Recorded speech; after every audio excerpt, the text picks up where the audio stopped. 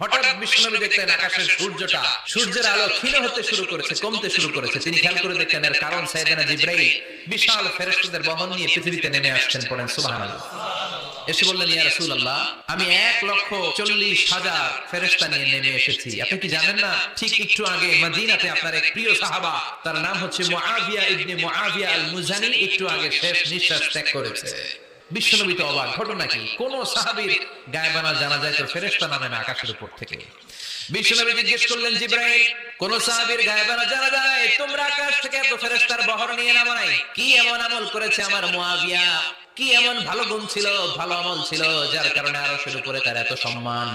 আপনার এই প্রিয় সাহাবী হাঁটতে বসতে চলতে ফিরিতে সব সময় পড়তো কুল হুয়াল্লাহু আহাদ আল্লাহুস সামাদ লাম ইয়ালিদ ওয়া লাম ইউলাদ ওয়া লাম ইয়াকুল লাহু কুফুয়ান আহাদ।